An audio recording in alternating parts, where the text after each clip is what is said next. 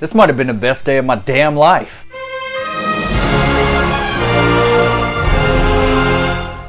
Okay, what I'm going to talk about here is I'm going to talk about the trailer, the Halloween 2018 trailer. I'm not going to do a trailer reaction or anything because us fans right now, we've all seen this. I've already watched it probably 50 times. I mean, when it dropped, when the teaser dropped yesterday, I watched that so many times, I can't even count. And then this trailer dropped, and I can't quit watching it. I am so anticipating this movie. I cannot wait. I have been waiting for this for a very long time. Laurie looks like a badass. Michael looks like a badass. This movie looks scary. There's a couple little things that's kind of questionable in the trailer, and I'll jump on that here in a little bit. But let's just break it down from the beginning to the end, and just of what happened and what I think that's going to happen. And maybe you could throw in some of your theories down in the comment section below. But who's fucking excited for this shit? I know us fans are, but come on, if you don't get excited over that damn trailer, shit, you suck. Okay, right in the opening shot, you get this psychiatrist and his assistant that's going to this asylum to see Michael, that's been locked up ever since the night of the events of the very first Halloween movie, where Loomis shot him out the window. You kind of get a little voiceover. He's talking about that he was apprehended and he's been incarcerated for this many years or whatever. But I hope this is okay. Let me just back up for a second. I hope we see the ending of the original 1978 Halloween on the big screen. I have yet to have that experience. I would love for this movie to start off where like Laurie and Michael are upstairs and Dr. Loomis comes in and shoots them out the window. Okay, that's just me. I'm not saying that's going to happen. That's just what I want, and I would love to see that, and that's how it starts off, and it shows that he gets apprehended and all that kind of stuff. I don't want it to start off present day and it just talk about it. Like the trailer shows us. Okay, so we get the psychiatrist and we get the assistant going in to talk to Michael. They're doing studies on him, obviously, and it's got like this checkered board floor or whatever, and you got all these like other psych patients all around and around Michael, and I think all the other psych patients. There's like this big square, so they're like chained up on this checkerboard floor. Looks like it's outside, so you can't go past those lines, those yellow lines. That's just in as far as reach as the chains can go.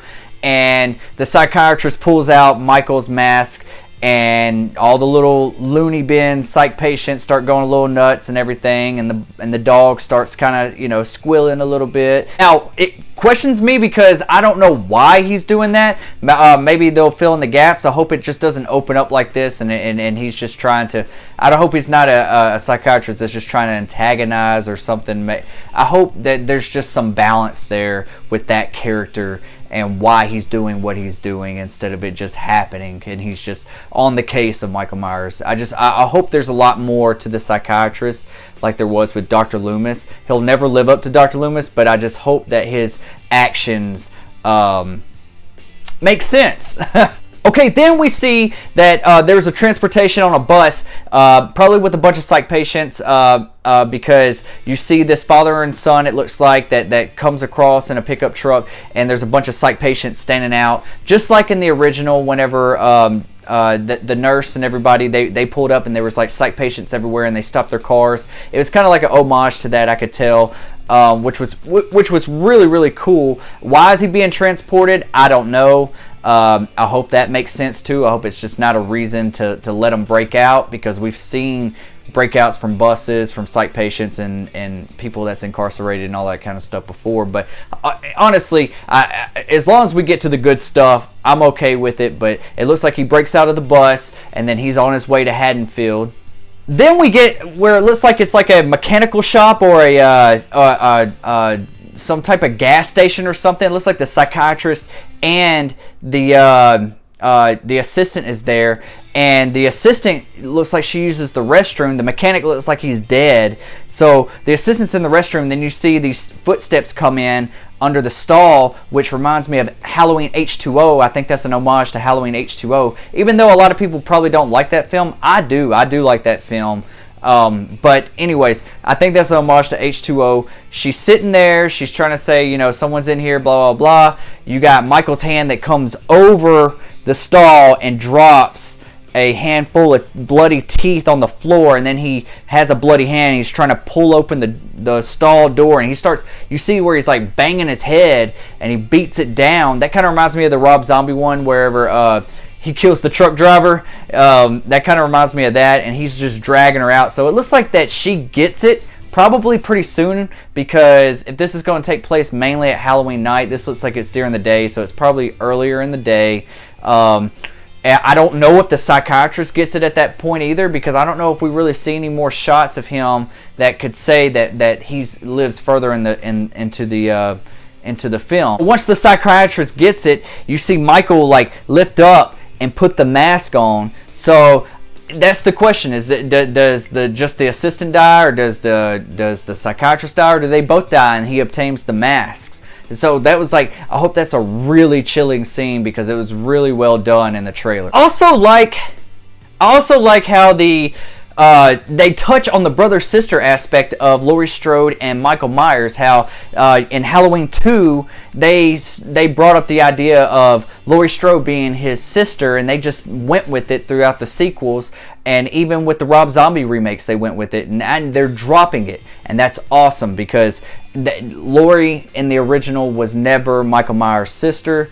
So I from what the synopsis of what I've read before on other sites and stuff is that he gets infatuated with her granddaughter in this one. So I don't know how that. I think it's just going to be really, really well done, because it's going to be like the grandmother, which is Jamie Lee Curtis. Laurie Strode is going to be protecting the granddaughter.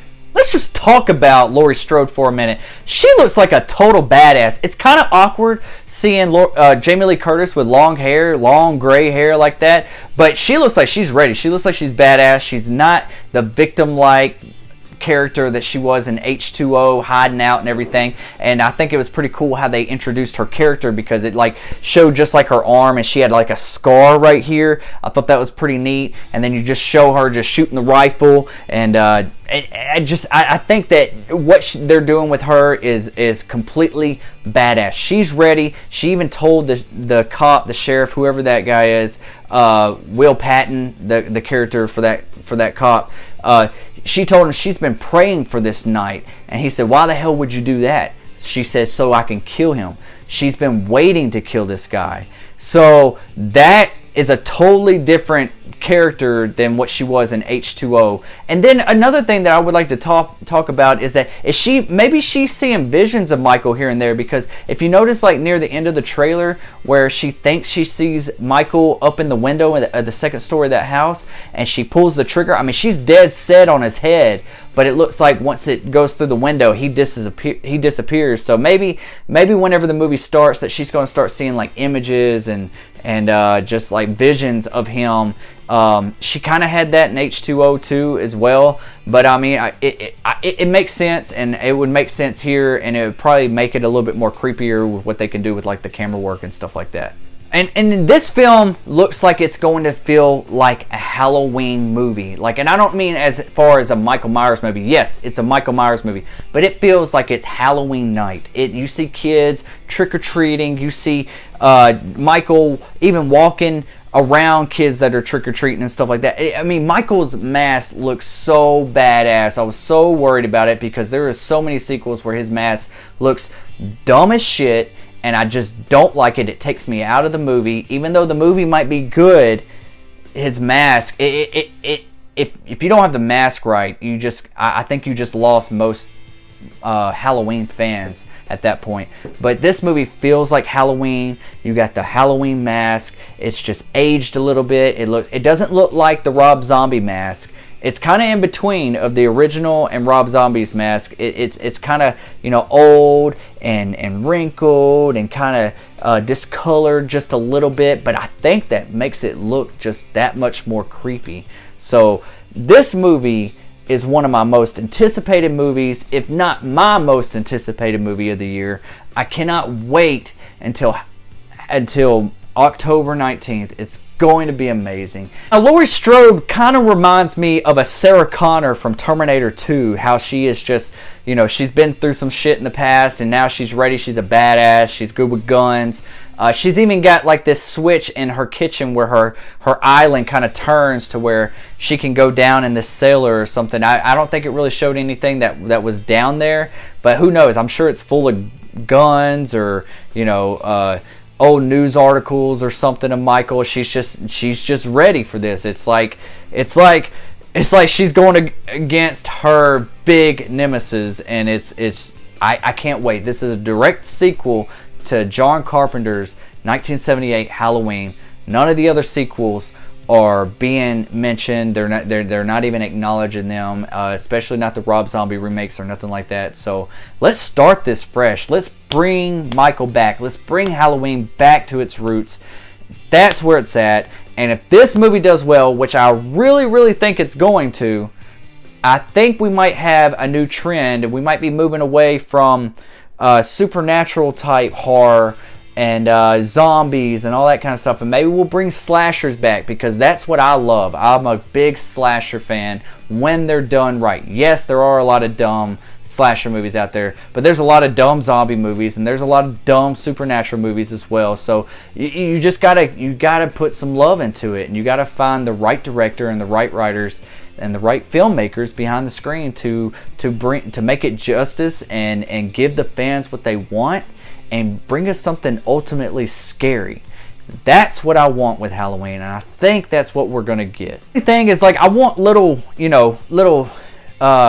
pieces of comedy in this movie to just kind of lighten the mood here and there. But I don't think, with David Gordon Green and Danny McBride helping writing the script and everything, I know a lot of people are worried about, is it going to be too comedic or anything like that, and they've assured us that it's not, but it's going to have a little bit of comedy here and there. You're always going to have that comic relief with characters, but I really think that we're looking at a true hard horror, strong horror Halloween film. We're not doing no goofy Busta Rhymes and Halloween Resurrection or anything like that. So I think we're in for a really well treat, and it's going to be perfect for Halloween. So then there's, like, near the end of the trailer, and this is the last thing I'm going to touch on, is that the little boy in the bed, looks like he's being babysit. So it looks like they're going to do the babysit thing again like they did in the original, and it's probably going to be Laurie Strode's daughter that's babysitting at this time.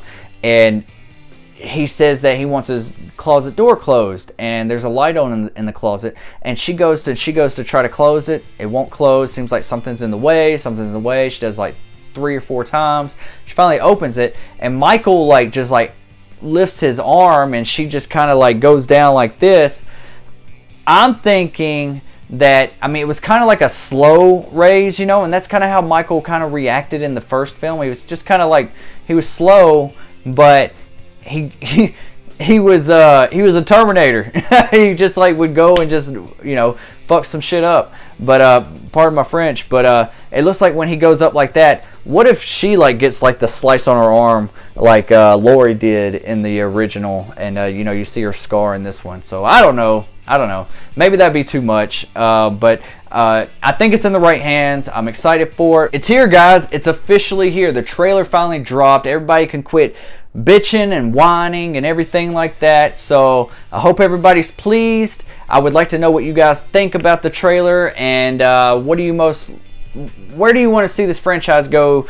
I don't know if this will be the end of Michael and Laurie. I'm pretty sure it's going to be the end of Laurie, but I don't know if they'll do more sequels after this. I'm pretty sure that's what they would want to do if this movie does well. I've heard that this is going to be the ending conclusion of John Carpenter's original, so I don't know. I don't know what they're going to do, but I know if this movie banks, they're going to make another one. Michael never dies, okay? Michael, Jason, Freddy, they never die. It's just going to be really hard to replace Freddy, in my opinion, because these top 3, I hope they keep coming back. That's all I got to say. All right, guys.